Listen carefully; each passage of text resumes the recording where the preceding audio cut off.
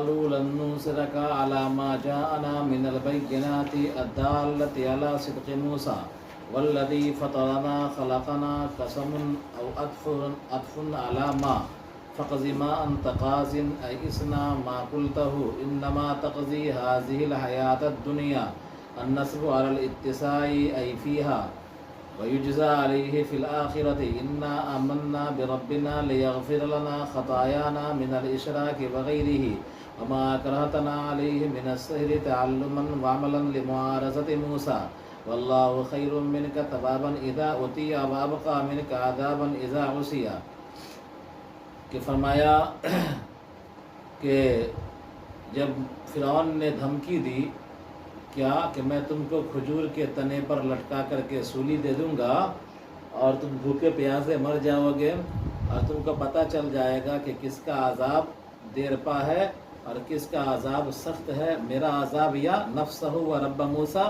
یعنی میرا عذاب سخت ہے یا موسیٰ کے پروردگار کا عذاب سخت ہے نا۔ تو جادوگروں نے جو اب مومن ہو چکے تھے، جادوگر اب نہیں رہے بلکہ وہ سچے پکے مومن ہو گئے، ان لوگوں نے کہا، اللہ نے نقل کیا، لن نُؤْثِرَكَ عَلَى مَا جَاءَنَا مِنَ الْبَيِّنَاتِ، ہم ہرگز تم کو ترجیح نہ دیں گے ان بینات پر جو ہمارے پاس آ چکی، ہم تم کو ہرگز ترجیح نہ دیں گے ان بینات پر جو ہمارے پاس آ چکی۔ بینات سے مراد الدالۃ علی صدق موسیٰ، موسیٰ علیہ السلام کے تصدیق پر جو واضح نشانیاں آ چکی ہیں، جو واضح دلائل آ چکے ہیں، اس کے خلاف اب ہم جا نہیں سکتے ہیں، ہم تم کو ترجیح نہیں دے سکتے ہیں۔ ہمارے سامنے میں حق واضح ہو گیا کہ موسیٰ علیہ السلام نے جو چیز دکھلائی تھی، جو چیز پیش کیا تھا، وہ جادو نہیں تھا بلکہ وہ خدا کا عمل تھا، معجزہ تھا، ہے نا۔ تو واضح نشانی، بینات واضحہ ہمارے سامنے موسیٰ کی تصدیق پر آ چکی ہے، لہذا اب ہم تکذیب نہیں کر سکتے، ہم تم کو ترجیح تمہاری بات نہیں مانیں گے۔ انما تقضی هذه الحیاۃ فاقض ما انت قاض والذی فطرنا، اور اس ذات کی قسم جس نے ہم کو پیدا کیا ہے، خلقنا قسم، یہ والذی جو ہے نا جملہ قسمیہ ہے، وفطرنا خلقنا کے معنی میں ہے، وعطف علی ما، یا اس کو عطف مانا جائے ما پر، ما جاءنا من البینات ہے نا، تو ما پر عاطفہ مانا جائے کس کو؟ والذی کو۔ تو فقض ما کا ہے علی ما جاءنا من البینات، تو دونوں اعتبار سے معنی اس طرح ہوگا کہ ہم تم کو ترجیح نہیں دیں گے ان واضح دلائل پر جو ہمارے پاس آ چکی، اور اس ذات پر جس نے ہم کو پیدا کیا۔ یہ معنی ہوگا کب؟ جب ہم والذی کا عطف کریں گے ما پر، ہے نا، اور جب ہم والذی کو الگ مان لیں گے جملہ قسمیہ، تو اس صورت کے اندر معنی ہوگا کہ ہم ہرگز تم کو ترجیح نہ دیں گے ان واضح دلائل پر جو ہمارے پاس آ چکے، اور اس ذات کی قسم جس نے ہم کو پیدا کیا ہے، فَقْضِ مَا أَنْتَ قَاضٍ، جو کرنا ہے کر لے، سمجھا؟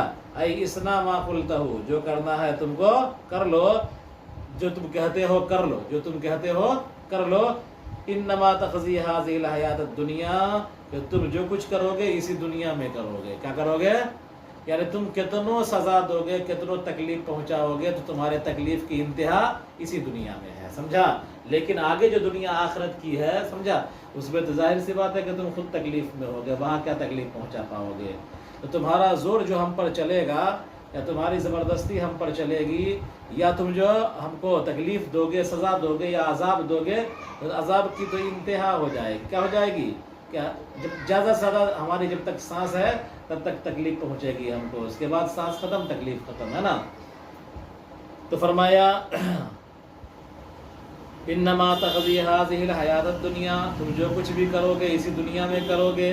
النصب علی الاتساع، نصب اتساع کی بنیاد پر ہے، وسعت کی بنیاد پر ہے، ای فیہا، یعنی انما تقضی فی هذه الحیات الدنیا، کیا ہے؟ انما تقضی فی هذه الحیات الدنیا، فی کو حذف کر دیا اور پھر منصوب کی شکل میں اس کو لکھ دیا وسعت کی بنیاد پر، اس لیے کہ ظرف کے اندر اتنی گنجائش ہوتی ہے جتنی دوسرے کے اندر گنجائش نہیں ہوتی ہے۔ پڑھ چکے ہیں کافیہ کے سلسلے کے اندر قاعدہ، انما تقضی هذه الحیات الدنیا، یقیناً تم جو کچھ کرو گے اسی دنیا میں کرو گے۔ نصب وسعت کی بنیاد پر ہے، یعنی عبارت ہے انما تقضی فی هذه الحیات الدنیا، فی پوشیدہ ہے، ویجزا علیہ فی الآخرۃ، اور اس پر آخرت کے اندر بدلہ دیا جائے گا. ٹھیک ہے, یعنی تمہارا زور چلے گا دنیا میں, تم جو کچھ کرو گے دنیا میں, اور اگر ہم ثابت قدم رہ گئے ایمان پر, تم مار بھی دو گے ہم کو, تو آخرت کے اندر بدلہ دیا جائے گا. تو ہم کو ہمارے عمل کا, تم کو تمہارے کیے کی, ہے نا, سزا ملے گی. انا آمنا بربنا لیغفر لنا خطایانا وما کرہتنا علیہ من السحر واللہ خیر وابقا. یقیناً ہم ایمان لے آئے اپنے پروردگار پر تاکہ وہ ہمارے خطاؤں کو بخش دے, یعنی شرک وغیرہ کو بخش دے. وما کرہتنا, اور اس جادو کو بخش دے جو تو نے, جس پر تو نے مجبور کیا ہم کو, تعلماً سیکھنے کے لیے, وعملا لمعارضت موسیٰ, اور موسیٰ علیہ السلام کے مقابلے میں عمل کرنے کے لیے. یعنی ہم سے جو غلطی ہوئی ہے, کیا کہ تم نے مجبور کیا, ہم سے جو غلطی ہوئی کہ ہم نے شرک کیا, کفر کیا, ہے نا, ناسمجھی میں, نادانی میں, اور پھر جس عمل پر ہم مجبور کیے گئے فرعون کی طرف سے, جادو سیکھنے, جادو پر عمل کرنے, اور جادو کے ذریعے سے موسیٰ علیہ السلام کے مقابلے میں آنے پر ہم مجبور کیے گئے تھے, ہے نا.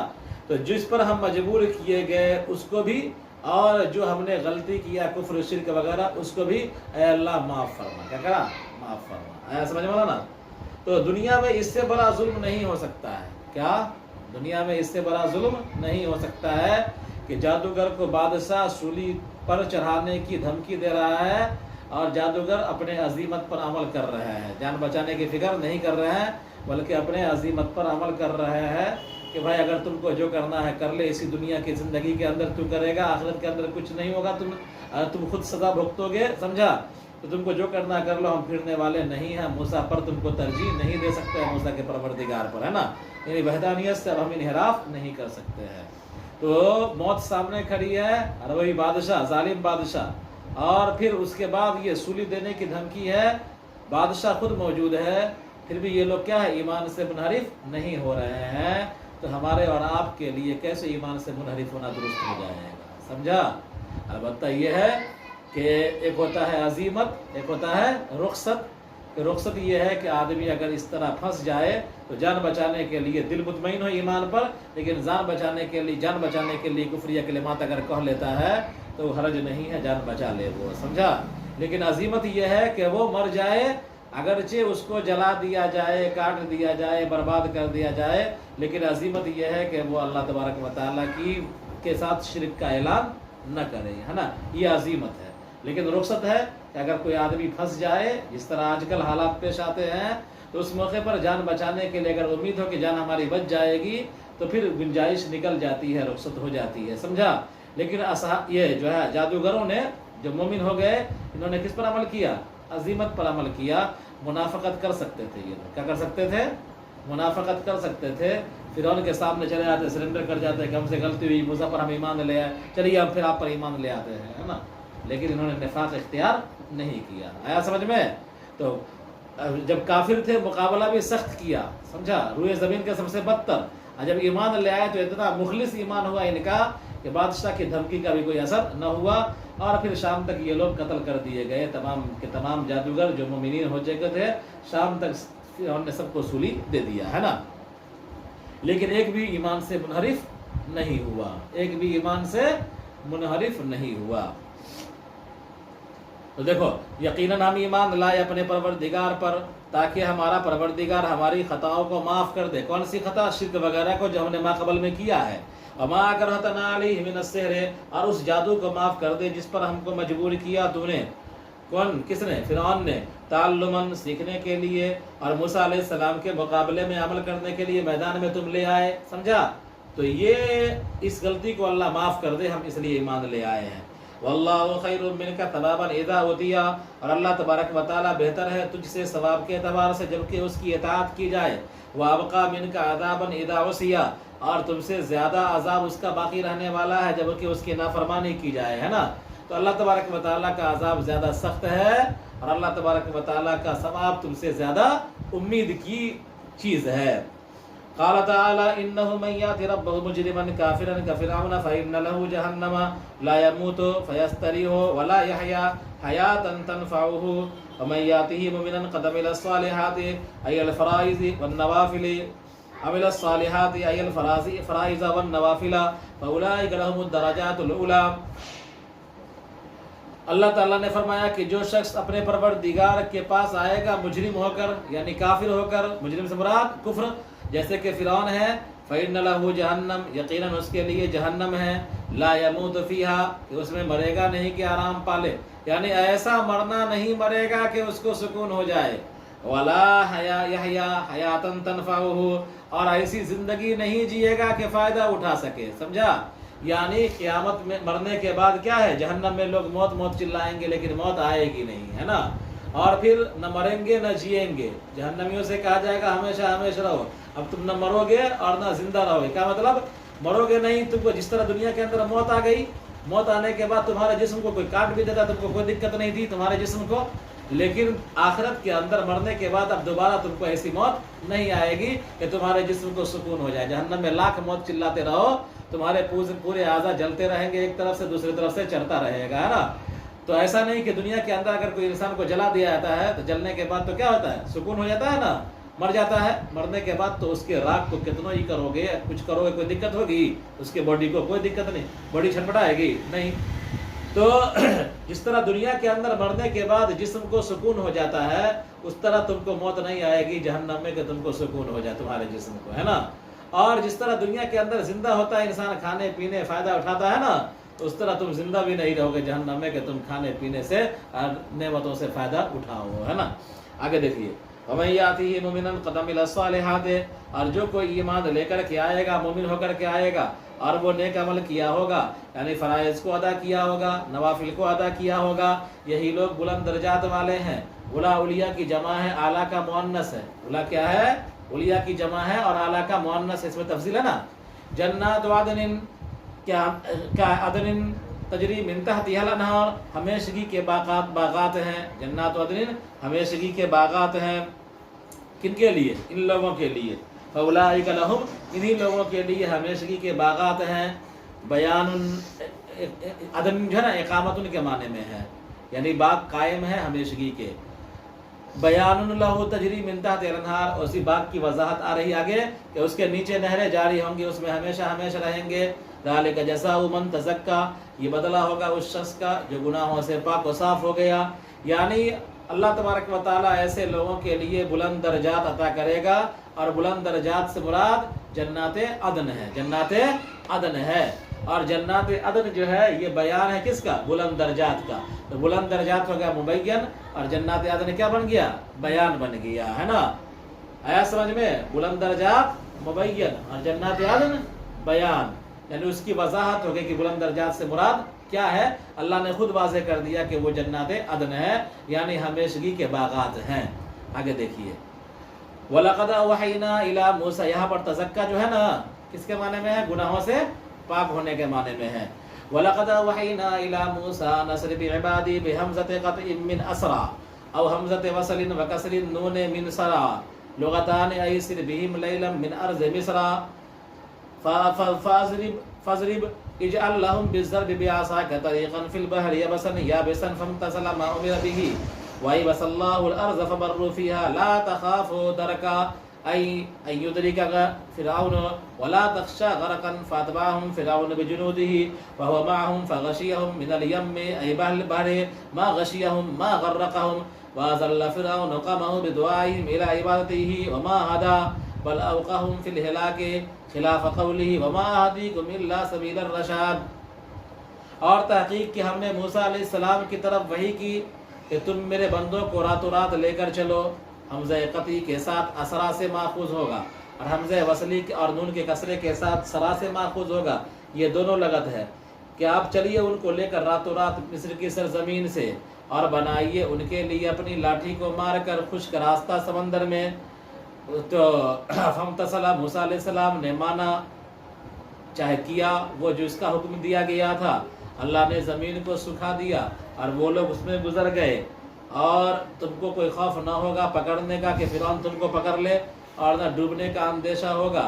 چنانچہ فرعون نے ان کا پیچھا کیا اپنے لاؤ لشکر کے ساتھ، فرعون بھی ان کے ساتھ تھا، تو موج نے، دریا نے ان کو ڈھانپ لیا، جو ڈھانپ لیا یعنی ان کو ڈبو دیا، اور فرعون اور اس کی قوم، فرعون نے اپنی قوم کو گمراہ کر دیا، ان کو بتوں اپنی عبادت کی طرف بلا کر کے، اور ان کی رہنمائی نہیں کی۔ بہرحال موسیٰ علیہ السلام نے فرعون کو اور فرعونیوں کو اور درباریوں کو دین کی دعوت دے دی اور کئی موقع پر دعوت دی، سمجھا؟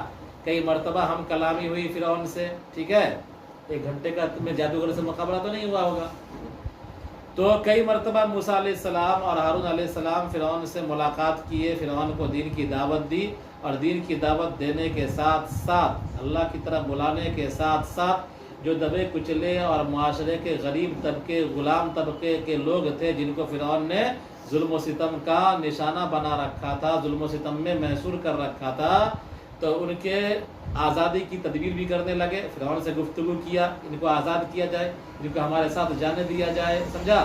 تو نبی نے 2 کوشش کی، ایک کوشش کیا کی کہ فرعون سدھرے، اور دوسری کوشش کہ جو مظلومین لوگ ہیں ان کو انصاف ملے، ان کو آزادی ملے، ہے نا؟ تو نبی نے دونوں محاذ پر کوشش کی ہے۔ آیا سمجھ میں مولانا صاحب؟ لہذا جو قائدین ہوں یا ہماری قوم ہو، امت مسلمہ ہو، تو ان کو ہمیشہ ہر 2 محاذ پر کوشش کرنا چاہیے۔ ایک تو دین کی دعوت بھی دینا ہے اور ساتھ میں مظلوموں کی امداد بھی کرنا ہے۔ اگر کہیں کسی پر ظلم ہو رہا ہے، جبر ہو رہا ہے، تو ایسے مسلمان ہمارا شرعی اور ملی فریضہ ہے، ہمارا مذہبی فریضہ ہے کہ ہم اس ظلم کے خلاف آواز بلند کریں، اس مظلوم کی حمایت میں ہم کھڑے ہوں، سمجھا؟ یہ ہمارا ملی فریضہ ہے، ٹھیک ہے مولانا صاحب؟ لہذا آج کل بڑی بڑی عبادتیں لوگ کر لیتے ہیں، لیکن مظلومین کے ساتھ جہاں کھڑے ہونے کی بات آتی ہے، 2 بات کہنے کی بات آتی ہے، تو اچھے کی پگڑی کیا ہو جاتی ہے؟ نیچے ہو جاتی ہے۔ آپ کی عبادات سے دنیا کو کبھی تکلیف نہیں ہوگی، سمجھا؟ آپ کی عبادات سے دنیا کو، آپ صرف عبادات جتنی کیجئے، دنیا کو آپ سے کبھی تکلیف نہیں ہو۔ آپ کھڑے ہو کر کے ہاتھ کو سکھا لیجئے اللہ اللہ کر کے، سمجھا؟ یا پیر کو سکھا لیجئے سجدے میں، 40 سال سجدے میں پڑے رہ جائیے، دنیا کبھی آپ کو نہیں اٹھائے گی سجدے سے، سمجھا؟ ہاں ٹھیک ہے، بھگوان کی پوجا، ایشور کی پوجا ہو رہی ہے، سمجھا؟ لیکن جیسے ہی آپ اس نظام سے بغاوت کریں گے، اور جس نظام میں لوگ جی رہے ہیں اس نظام سے بغاوت کر کے آپ ان کو اللہ کی طرف بلائیں گے، سمجھا؟ تب جا کر کے بغاوت ہوگی، مظلومین کے ساتھ کھڑے ہوں گے، تب جا کر کے لوگ آپ کے خلاف اٹھیں گے، سمجھا؟ آپ کو کھڑے روکنے کی کوشش کریں گے۔ آیا سمجھ میں؟ تو لہذا دنیا کو کبھی کسی کی ذاتی عبادت سے کوئی دقت نہیں ہوئی ہے، دنیا کو کبھی کسی کی ذاتی عبادت سے عام طور پر دقت نہیں ہوئی ہے۔ ہاں اس کے تبلیغ سے، جیسے ہی تبلیغ پر وہ آئے گا اور جیسے ہی لوگوں کا سمجھانے پر آئے گا، امر بالمعروف نہی عن المنکر کرے گا جیسے ہی، ویسے ہی بغاوت کا سر اٹھنا شروع ہوگا۔ کہ حضور صلی اللہ علیہ وسلم کے چچا ابو طالب، ابو لہب، کیا ہے؟ ابو لہب نے لونڈی کو آزاد کر دیا تھا خوشی میں حضور کی پیدائش پر، کیا کر دیا تھا؟ باندی کو آزاد کر دیا تھا نا حضور کی پیدائش کی خوشی میں، سمجھا؟ لیکن وہی چچا کیا کہا؟ سب سے پہلی مخالفت کی، تبا لک سائر الیوم لہذا جماعتنا، کہ ہلاکت تو تمہارے لیے اسی گھٹیا کام کے لیے جمع کیا تھا جب حضور نے نبوت کا اعلان کیا تھا، ہے نا؟ تو جو چچا کیا ہے بھتیجے کی پیدائش پر کیا ہو خوشی منائے اور باندی کو آزاد کرے، وہی چچا کا حال کیا ہے کہ جب اس چچا کے مذہب کے خلاف ایک خدا کی طرف بلایا گیا تو وہی چچا سب سے پہلے مخالفت کیا، ہے نا؟ تو دنیا کو صرف عبادات سے کوئی دقت نہیں، حضور سے 40 سال تک کوئی دقت نہیں تھی کسی کو، 40 سال تک کوئی دقت، سب کہتے تھے ہادہ امین، ہادہ صادق، سب کہتے ہیں ہادہ امین، یہ ہمارے امین ہیں، یہ ہمارے صادق ہیں، ہے نا؟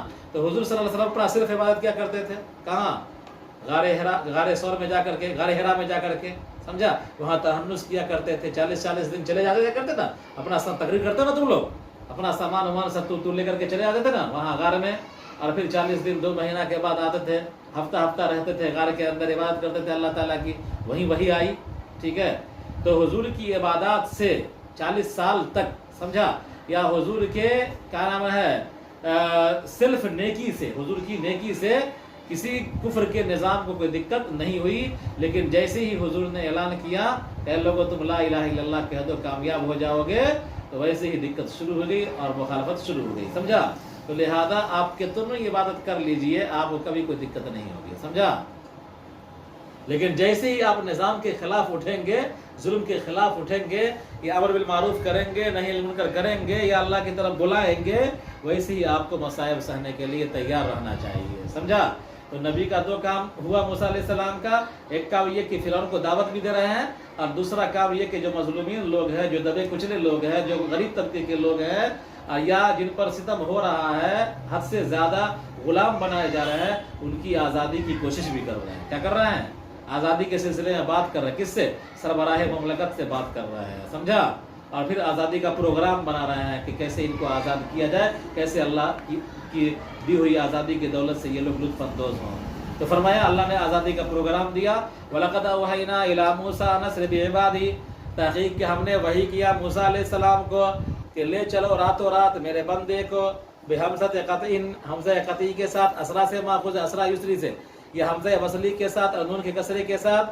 وَلَقَدْ أَوْحَيْنَا إِلَىٰ مُوسَىٰ أَنِ اسْرِ، کیا کریں گے؟ أَنِ اسْرِ، نون پہ کسرہ اور حمزہ وصلی، تو ان اسرے تھا، کیا تھا؟ ان اسرے، ان اسرے، اور حمزہ وصلی سے کو جب ہٹائیں گے، سمجھا، نون کو ملا دیں گے تو نون پر زیر آئے گا نا، الساکن اذا حرک بالکسر کے تحت نون پر زیر آ جائے گا، تو کیا ہو جائے گا؟ تحقیق کہ ہم نے موسیٰ علیہ السلام کی طرف وحی کی کہ میرے بندوں کو لے کر راتوں رات چلو، حمزہ قطعی کے ساتھ اسرا سے ماخوذ ہوگا باب افعال سے، اور حمزہ وصلی اور نون کے کسرے کے ساتھ سرا یسری سے ماخوذ ہوگا، یہ دونوں لغت ہیں۔ اَيْ سِرْ بِهِمْ لَيْلًا مِنْ أَرْضِ مِصْرَ، یعنی ان کو لے کر چلیے راتوں رات مصر کی سرزمین سے۔ فَضْرِبْ اجْعَلْ لَهُمْ بِالضَّرْبِ بِعَصَاكَ طَرِيقًا فِي الْبَحْرِ يَبَسًا، اور آپ بنائیے ان کے لیے اپنی لاٹھی کو مار کر سمندر میں راستہ خشک، یبسن کا مطلب یابسن، خشک راستہ۔ فَابْتَسَلَ مَا أُمِرَ بِهِ، چنانچہ موسیٰ علیہ السلام نے وہ کیا جس کا حکم دیا گیا تھا۔ وَأَيْبَسَ اللَّهُ الْأَرْضَ، اللہ نے زمین کو خشک کر دیا۔ فَمَرُّوا فِيهَا، چنانچہ پورے بنی اسرائیل اسی خشک راستے سے کیا ہو گئے؟ دریا پار کر گئے، سمندر پار کر گئے۔ آگے دیکھو، لا تخافوا درکم ولا تخشوا، اللہ نے فرمایا کہ تم کو پکڑنے کا ڈر نہ ہوگا اور نہ تم کو ڈوبنے کا ڈر ہوگا، یعنی ایسا خشک راستہ اللہ تبارک و تعالیٰ بنا دے گا کہ فرعون کے آنے سے پہلے پکڑنے سے پہلے تم پار کر جاؤ گے، اور چونکہ خشک راستہ ہے ڈوبنے کا ڈر بھی نہیں ہوگا، اور تم کو ڈوبنے کا بھی ڈر نہ ہوگا اور فرعون کے پکڑنے کا بھی تم کو کوئی خوف نہ ہوگا۔ فَأَتْبَعَهُمْ فِرْعَوْنُ بِجُنُودِهِ وَهُوَ مَعَهُمْ فَغَشِيَهُمْ مِنَ الْيَمِّ مَا غَشِيَهُمْ، چنانچہ فرعون نے ان کا پیچھا کیا اپنے لاؤ لشکر کے ساتھ، اور فرعون بھی ان کے ساتھ تھا۔ وہاں پر پہنچا تو موسیٰ علیہ السلام کے ساتھ بنی اسرائیلی دریا پار کر رہے تھے، سمجھا، بنی اسرائیلیوں کا ہے دریا پار کر رہے تھے، بلکہ پار کر چکے تھے۔ فرعون نے دیکھا کہ راستہ بنا ہوا ہے، سمجھا، تو فرعون اور اس کے لاؤ لشکر نے جتنے لوگ تھے سب نے اسی راستے پر اپنے گھوڑے کو ڈال دیا۔ تو کیا ہوا؟ اللہ تعالیٰ کا حکم، فَغَشِيَهُمْ مِنَ الْيَمِّ مَا غَشِيَهُمْ، تو ڈھانپ لیا فرعون کو اور اس کے لاؤ لشکر کو سمندر نے جو ڈھانپ لیا، یعنی اللہ تبارک و تعالیٰ نے ابہام کر کے، مبہم رکھ کر کے اس کی ہولناکی کو اور خطرناکی کو بیان کیا ہے کہ جس طرح موسیٰ علیہ السلام کا دریا پار کر لینا، دریا میں راستہ بن جانا، یہ کیا ہے تعجب خیز تھا، ایسے ہی فرعون کے لیے دریا کے پانی کا مل جانا بھی اس سے زیادہ تعجب خیز اور ہولناک تھا، ہے نا۔ تو فرمایا کہ کہاں گیا؟ فَغَشِيَهُمْ مِنَ الْيَمِّ مَا غَشِيَهُمْ، تو ماں جو ہے ابہام مبہم رکھا، کیوں؟ ہولناکی کو بیان کرنے کے لیے کہ موج نے ان کو ڈھانپ لیا جو ڈھانپ لیا، یعنی ان کو ڈبو دیا۔ وَأَضَلَّ فِرْعَوْنُ قَوْمَهُ وَمَا هَدَىٰ، اور فرعون نے اپنی قوم کو گمراہ کر دیا اپنی عبادت کی طرف لوگوں کو بلا کر کے، وَمَا هَدَىٰ، اور رہنمائی نہ کی، بل أَوْقَعَهُمْ فِي الْهِلَاكِ، بلکہ ان کو ہلاکت میں ڈال دیا، خلاف قولی وَمَا هَدِيكُمْ إِلَّا سَبِيلَ الرَّشَادِ، اس کے اپنے قول کے برخلاف، وَمَا هَدِيكُمْ إِلَّا سَبِيلَ الرَّشَادِ، یا فرعون لوگوں سے کہا کرتا تھا کہ میں تم کو سیدھے راستے کی طرف رہنمائی کرتا ہوں، میں تمہارا خدا رب ہوں، کہا ہے بلند و بالا پروردگار ہوں، تم مجھ کو سجدہ کرو، سمجھا۔ تو فرعون کا یہ دعویٰ تھا، کیا ہے؟ ضال ہے، مضل ہے، خدائی کا دعویٰ ہے، صلاح ہوا کافر ہے، سمجھا، لیکن پھر بھی کیا کہتا ہے؟ مَا هَدِيكُمْ إِلَّا سَبِيلَ الرَّشَادِ، کیا کہ میں تم کو سیدھے راستے کی رہنمائی کر رہا ہوں، سمجھا، سیدھا راستہ ہی بتا رہا ہوں۔ تو فرعون سیدھا راستہ کیا بتلا دے گا؟ قوم کو کیا کر دیا؟ بیڑا غرق کر دیا، خود بھی ڈوبا اور اپنی قوم کا بھی بیڑا اس نے غرق کر دیا، ہلاکت میں ڈال دیا سب کو۔ دنیا کے اندر بھی یہ لوگ عذاب کے مستحق ہوئے اور آخرت کے اندر تو عذاب کے مستحق ہوں گے ہی۔